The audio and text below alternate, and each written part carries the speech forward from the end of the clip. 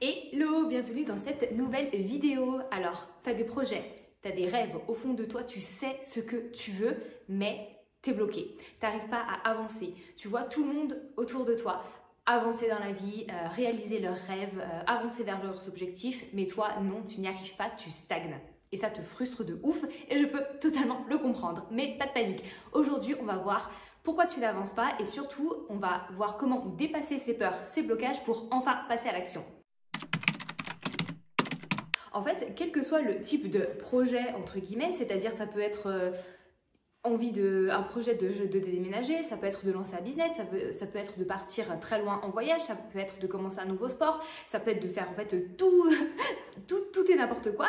Et souvent en fait, ce qui nous empêche de nous lancer en fait, c'est la peur, parce qu'on se dit et si j'échoue, et si ça marche pas, et si les autres me jugent, et si j'y arrive pas. Et en fait, du coup, c'est souvent ça qui est déjà le premier obstacle en fait qu'on rencontre pour avancer vers ce projet. Après, c'est normal, parce que quand on a peur, c'est un mécanisme de protection. Ça nous empêche en fait de sortir de notre zone de confort. Mais une question très importante à se poser, c'est et si j'échoue, et si j'y arrive pas, qu'est-ce qui va se passer? Est-ce que ça va être si dramatique que ça? Est-ce que voilà, ça va être la fin du monde? Bien souvent, non.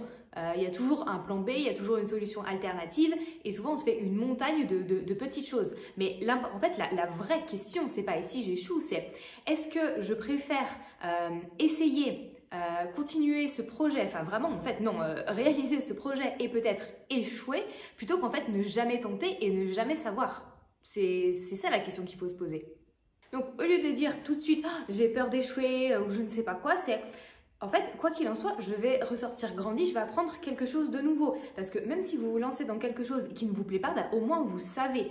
Vous savez que ça ne vous plaît pas, vous savez que c'est pas pour vous, plutôt que cogiter ensuite pour toujours, sachant pas ce que ça aurait pu donner. En fait, ça va vous aider aussi à vous réorienter vers ce que vous voulez vraiment. Voilà, parce qu'en fait, des fois, quand on n'essaye pas, on s'imagine plein de choses sur certaines situations, sur certains sujets. On se dit, ah, ça se trouve, c'est comme ci, c'est comme ça me plairait trop, nana. Puis en fait, on se rend compte que, en fait, mais pas du tout, que c'est quelque chose qui ne vous correspond pas, qui ne vous plaît, en fait, pas du tout. Donc, en fait, il faut essayer. Si ça se passe bien, franchement, c'est tant mieux parce qu'on a tout à gagner. Et si ça se passe mal, c'est tant mieux aussi parce qu'au moins, on sait ce qui nous correspond et ce pourquoi on est fait ou pas en fait.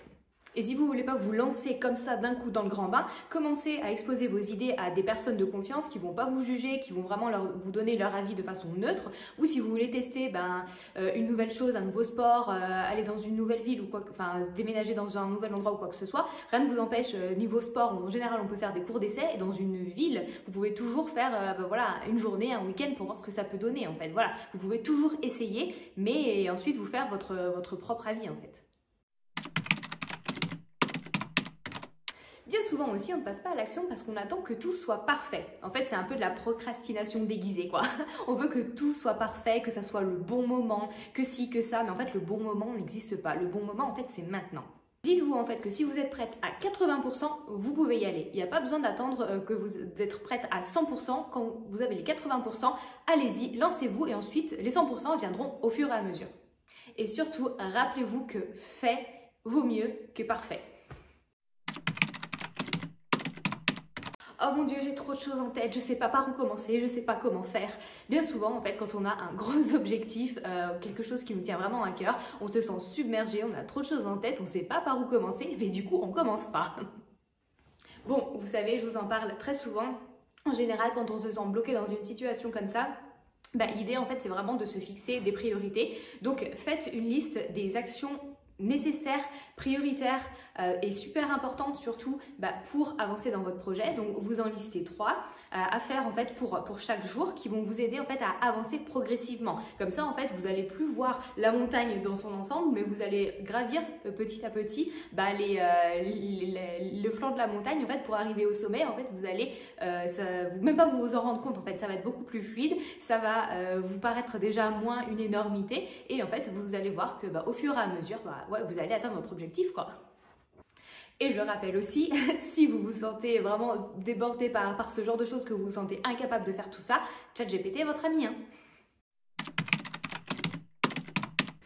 Un autre blocage, ça peut être l'environnement. Ouais, ça peut être les personnes qui vous entourent, qui ne vous soutiennent pas, qui vous tirent vers le bas et qui en fait déversent sur vous leur peur et leur négativité. Combien de fois on a déjà entendu « Non mais fais pas ça, de toute façon ça va pas marcher » ou « Non mais t'es folle, tu vas quand même pas quitter ton CDI pour lancer un business » ou « Non mais attends, tu vas pas quitter une situation confortable pour partir faire le tour du monde, mais franchement t'as insouciante » ou enfin plein de choses comme ça en fait. C'est les gens en fait au final qui nous freinent dans la réalisation de nos objectifs et de nos ambitions. Donc en fait là l'idée c'est déjà de voir ce que les gens disent et de rester en fait de s'entourer et voilà de prendre des conseils, de se confier, voilà de partager vos objectifs en fait, vos ambitions que aux personnes qui vous tirent vers le haut, qui vous encouragent et qui vont vraiment vous aider. Les gens qui nous tirent vers le bas, on a dit on n'en veut pas. Et au quotidien, je vous rappelle, mais consommez vraiment du contenu de gens inspirants, de gens qui vous inspirent. Mettez des photos de ce que vous aimez, de ce qui vous fait vous sentir bien, que ce soit, je sais pas, des photos peut-être de paysages de là où vous voudriez aller, d'une personne vraiment qui vous inspire par sa réussite et dont vous voudriez suivre le chemin. Vous voyez, en fait, même sans parler de personnes aussi physiques, tout ce que vous consommez, tout ce que vous voyez, ça a aussi un impact sur vous. Donc, mettez-vous dans de bonnes conditions, en fait. Mettez vraiment toutes les chances de votre côté pour réussir. Autre chose aussi qui peut nous bloquer, c'est qu'on se raconte des histoires et on se trouve des excuses. Oh, non mais j'ai pas le temps, non mais j'ai pas l'argent, non mais j'ai pas les compétences, non mais je ne sais pas quoi. Donc en fonction des excuses que vous vous racontez, sachez qu'on a tous 24 heures dans une journée, c'est juste que tout le monde ne met pas ses priorités au même endroit.